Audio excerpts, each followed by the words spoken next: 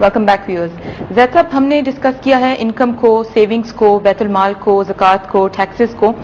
اس سے I got reminded of اے حدیث جو کہ ایک شخص تھا, پروفٹ کے پاس گیا تھا اور اس نے ان کو بتایا تھا کہ میرے 4 دینار کی اگر سیلری ہے تو اس کو میں کس طرح اسپینڈ کروں.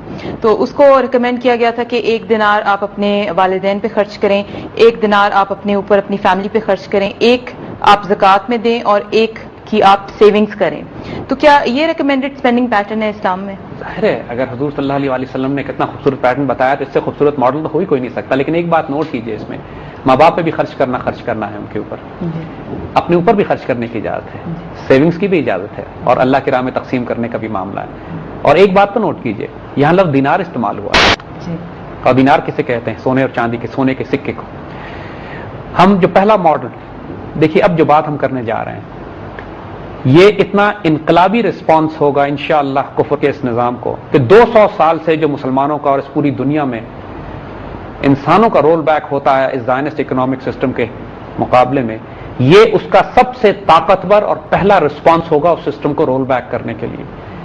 جو وہ چاہتے ہیں کہ پوری دنیا سے ریئل ویلتھ لے کر ردی کاغذ کے نوٹ ان کو دے دیے جائیں, اور جس طرح اس کی مرضی سے ڈیویلیو کرتے ہیں, اس نظام میں سب سے پہلے جو طبقہ معاشرے کا تباہ و برباد ہو جاتا ہے وہ غریب اور مساکین ہیں, یتیم ہیں, بیوہ ہیں, مساکین ہیں, معذور ہیں, اپاہج لوگ ہیں, جو بالکل ڈیپینڈ کرتے ہیں اس بات کے اوپر کہ معاشرہ ان کو سپورٹ کرے یا ریاست ان کی کفالت کرے.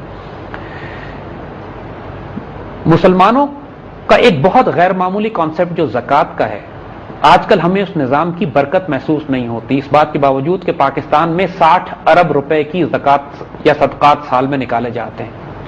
پاکستانی بہت بڑی تعداد میں صدقات کرتے ہیں, خیرات کرتے ہیں, زکوٰۃ دیتے ہیں. آخر عبدالستار ایدھی کا نیٹ ورک ماشاءاللہ زکوٰۃ صدقات خیرات پہ چل رہا ہے. عمران خان کا ہاسپٹل ہے یا اور یہ ہاسپٹل ہیں یا ڈونیشنز ہیں, اتنے بڑے بڑے معاملات, لوگ کروڑوں کی تعداد میں زکوٰۃ خیرات نکالتے ہیں, لیکن ہمیں اس کی برکت معاشرے میں اس طرح پھیلتی ہوئی نظر نہیں آ رہی. آپ کو ہم کچھ باتیں غیر معمولی بتائیں گے. ایک عثمانی دور حکومت میں, خلافت عثمانیہ کے دور حکومت میں, یہ آخری دور تھا جب خلافت بھی قائم تھی اور پیپر کرنسیز بھی آنا شروع ہو گئی تھی. یعنی جب خلافت عثمانیہ 1921 میں ختم ہوئی ہے تو خلافت عثمانیہ نے بھی سونے اور چاندی کے سکوں کے ساتھ ساتھ پیپر کرنسیز بھی جاری کرنا شروع کر دی تھی.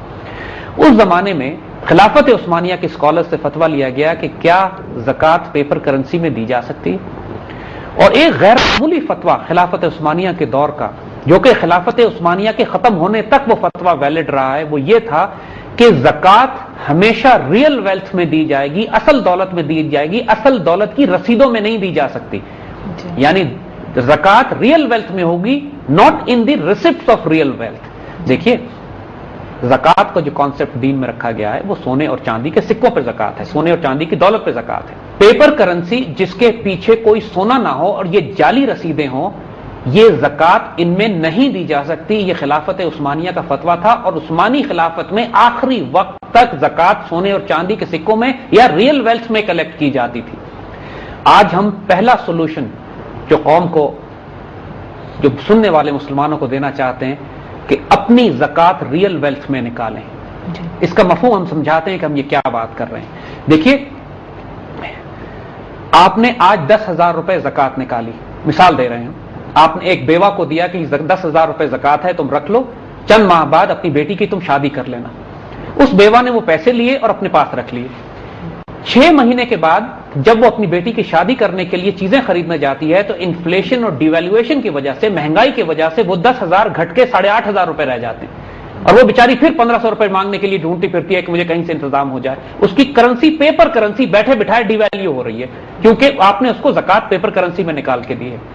اگر آپ اس اسلامی حکم کے تحت اور خلافت عثمانیہ کے اس فتوے کے تحت 10,000 روپے کا سونے کا سکہ اس بیوہ کو دے دیتے تو 6 ماہ کے بعد, 8 ماہ کے بعد جب وہ اپنی بیٹی کی شادی کرنے کے لیے جاتی تو وہ سونے کا سکہ 10 کے بجائے 12 یا 14,000 میں بکتا, اور وہ جو کرنسی انفلیشن کاسٹ ہیں یا وہ جو ڈیویلویشن ہوئی ہے کرنسی کی, جو مہنگائی ہوئی ہے, وہ سارا کمپنسیٹ ہو جاتا اس ریئل ویلتھ کی وجہ سے جو اس بیوہ کے پاس پڑا ہے. مسکین طبقہ کبھی بھی خود سونا اور چاندی نہیں لے سکتا, کبھی بھی نہیں خرید سکتا. وہ کہ جو اپنے پاس ریزروز بنانا چاہتا ہے, جو اپنے پاس جمع کر کے رکھنا چاہتا ہے برے وقتوں کے لیے, وہ بیچارے نہ بینک اکاؤنٹ کھولتے ہیں اور نہ ہی وہ سونے اور چاندی کے سکوں میں اپنی کو سیونگز کر سکتے ہیں, وہ پیپر کرنسی میں جمع کرتے ہیں. نتیجہ یہ ہوتا ہے کہ بیٹھے بٹھائے ان کی ساری عمر کی کمائی ان کی آنکھوں کے سامنے جلنا شروع ہو جاتی ہے. اور جو امیر طبقہ ہے، جو وہ طبقہ جو متمول ہے، جس کو اللہ نے رزق و دولت دی ہوئی ہے، جس کے پاس آمدنی کے وافر ذخائر موجود ہیں، وہ جب زکوٰۃ بھی نکالتا ہے تو زکوٰۃ سے برکت نہیں آتی۔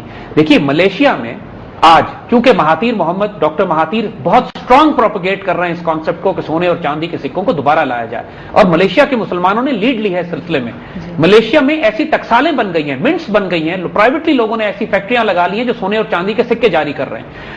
اور ملیشیا کے ایک صوبے میں تو حکومت نے فیصلہ ہی کر لیا ہے کہ یہاں ہم زکوٰۃ سونے اور چاندی کے سکوں میں تقسیم کیا کریں گے، بلکہ کرنسی کے طور پہ بھی استعمال کریں گے۔